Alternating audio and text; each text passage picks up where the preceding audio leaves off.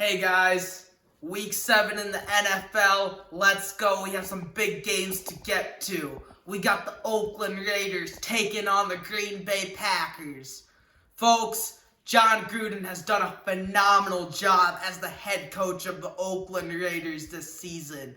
They finally have an identity on the offensive side of the football. They can run the ball with Josh Jacobs. They have a phenomenal offensive line.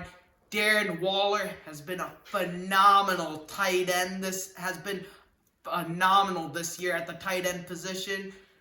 Derek Carr has taken care of the football, but I'm not picking them. I got the Green Bay Packers at Lambeau Field. Give me Aaron Rodgers. Give me Matt LaFleur. Folks, last week against the Detroit Lions, I understand what you're thinking. Oh, well, the Lions clearly outplayed the Packers and the Lions got robbed and jobbed last week at Lambeau Field.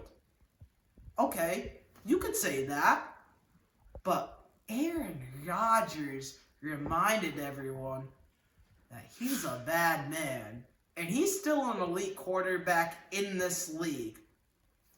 I'll admit, stats are down, but in the big moments, I still trust Aaron Rodgers to get the job done. Matt LaFleur has finally given Aaron Rodgers a running game. Aaron Jones feasted on the Dallas Cowboys defense, put up 45 fantasy points for crying out loud, had 4 touchdowns. This offensive line has protected him. On the defensive side of the ball, Aaron finally has a defense. I know they're not brothers, but Zadarius Smith and Preston Smith have balled out this season. And that secondary is so young and they are so good. This game is in Lambeau Field. Give me the Packers at home. Let's shift to the next game. We got the Houston Texans taking on the Indianapolis Colts. Folks, I love me some Deshaun Watson. I've been saying this for years now. Before that draft, I said I would take Deshaun Watson with the first overall pick in that draft. Dabo Swinney backed me up. His college coach at Clemson said, if you pass on Deshaun, you're passing on Michael Jordan. Folks, Deshaun Watson's a top 3 MVP candidate. He is the real deal. Last week, he outdueled Patrick Mahomes, the reigning MVP. But I'm not picking him this week. I like the Colts in this ball game because they can run the football. They have the best offensive line in the National Football League. Everyone thought they would just lay down and die after Andrew Luck retired. No, this team is made of the right stuff. Frank Reich is a phenomenal head coach. Jacoby Brissett is good at taking care of the football. This offensive line has a transformational player in Quentin Nelson. And not only that, they have Anthony Costanzo, Braden Smith, Ryan Kelly. Give Chris Ballard, the GM, credit for acquiring a phenomenal offensive line to surround Jacoby Brissett with. And on the defensive side of the ball, they get Darius Leonard back, coming off a bye. Give me Frank Reich. Give me Jacoby Brissett over the Houston Texans. We got another good game in the Big Apple. We have Arizona Cardinals led by Kyler Murray taking on Daniel Jones and the New York Giants. A battle of 2 rookie quarterbacks. Folks, I love Kyler Murray. Before that draft, I backed Arizona. I said, this kid is the real deal. And I understand. They're 2-3-1. They're not a very good football team. But Kyler Murray has improved each and every single week. This kid is a phenomenal playmaker. And this team finally has some energy. Last year with Josh Rosen under center, they lacked energy. There was no explosiveness on the offensive side of the football. Give Kyler Murray the credit he deserves. He's turning Chase Edmonds into a solid playmaker. Chase Edmonds, really?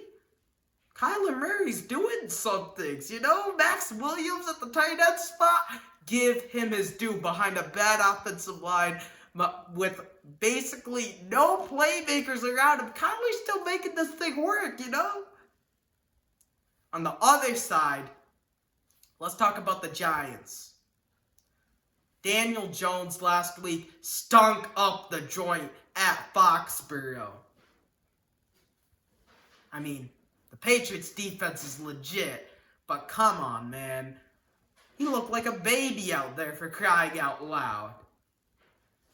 Now, on the offensive side of the football, he gets Saquon Barkley back, and he gets Evan Ingram back. So that will give the Giants a boost, and Arizona's defense is awful. So I expect this to be a very high-scoring ball game.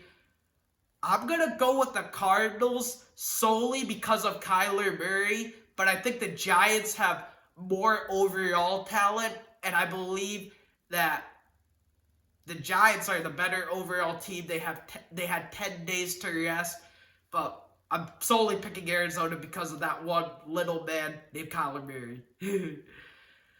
Next game, we got the New Orleans Saints taking on the Chicago Bears.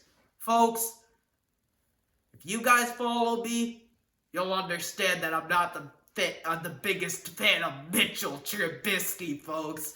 This guy, come on, the Chicago Bears botched that draft. Come on, you not only miss out on Deshaun Watson, but you miss out on Patrick Mahomes.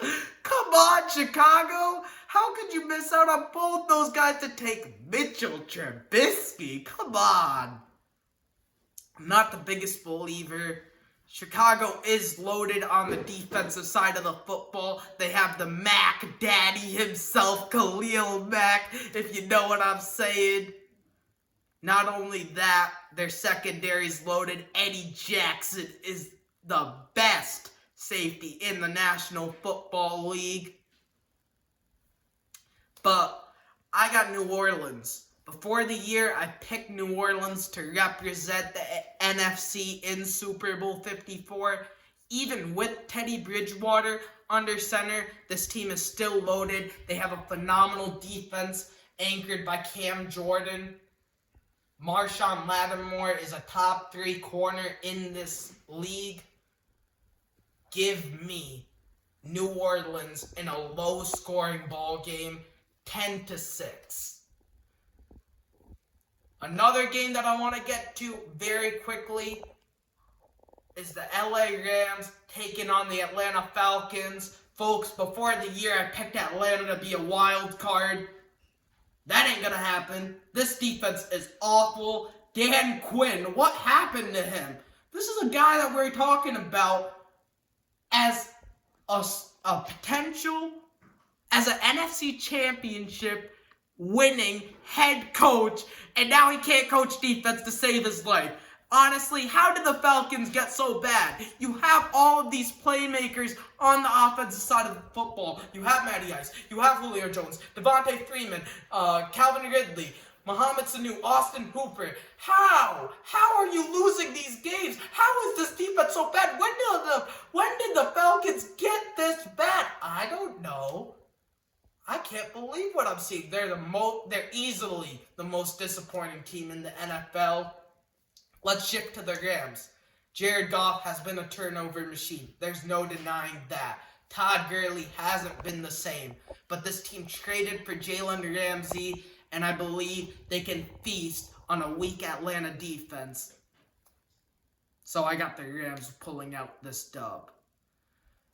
Let's shift to the biggest matchup of the week, an NFC fight. We have the Dallas Cowboys taking on the Philadelphia Eagles. I like Philly in this ball game.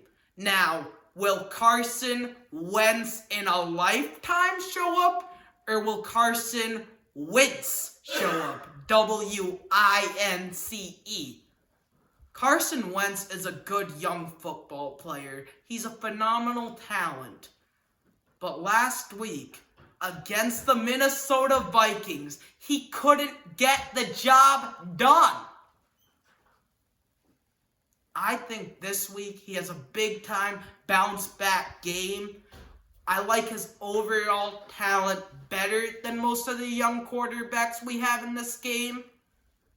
Give me Carson Wentz in a bounce back game. Let's look at things from the Dallas perspective.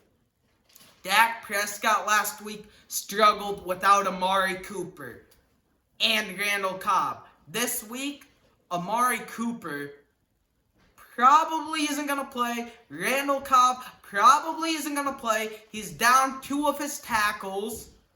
So, from the Eagles' perspective on the defensive side of football, let's just stop Ezekiel Elliott. Dak Prescott can't beat us. Dak is 1-9 in his NFL career when the Cowboys can't get over 75 yards of rushing. That's incredible. Like, seriously, opponents just have to shut down Ezekiel Elliott in order to win. Defensively, that's what Philly's strategy's got to be. They need to shut down Ezekiel Elliott. If they can shut him down, that's the formula. Dallas, I don't know what they're doing.